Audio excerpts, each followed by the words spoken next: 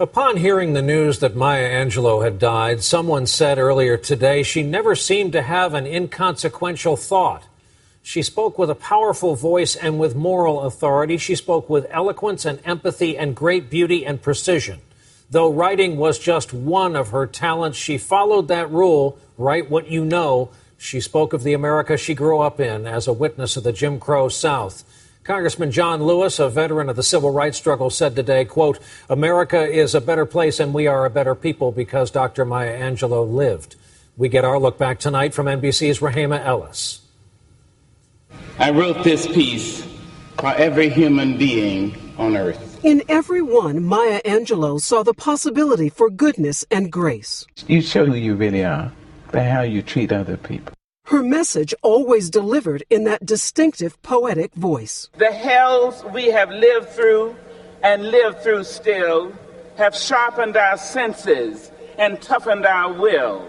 A best-selling author, she defied stereotypes, an activist and a Medal of Freedom recipient. She embarked on a lifelong civil rights crusade alongside Malcolm X and Dr. Martin Luther King. Maya Angelou wrote about it all. I want to see some honesty, some fair play. I want to see kindness and justice.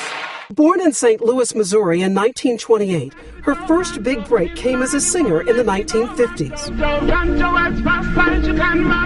She won 3 Grammys for her recordings of her writings. She was also nominated for a Pulitzer, a Tony, even an Emmy for her role in the landmark TV miniseries Roots. You can grow as tall as a tree, and I will still be your grandmother. But her place on the world stage didn't come easy.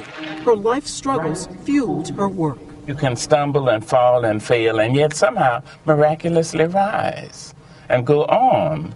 Her devastating childhood was depicted in her popular book, I Know Why the Caged Bird Sings. Following sexual abuse at a young age, she refused to speak for 6 long years. But when she finally did, she was unstoppable.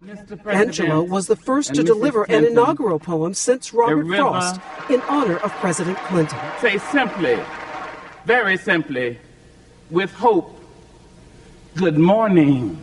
Her last message on Twitter just a few days ago, listen to yourself, and in that quietude, you might hear the voice of God.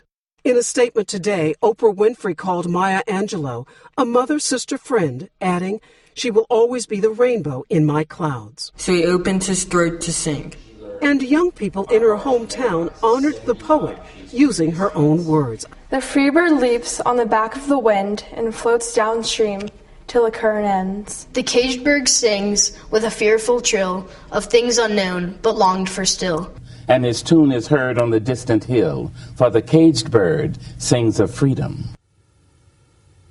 Maya Angelou defied descriptions and probabilities as an artist, as she succeeded in virtually everything she did. She inspired an awful lot of people along the way, and she also helped a bunch of young girls over the years believe in their own beauty, Brian, including me. This was a tough one today, but at least we had her in our lives. Rahema, thank you.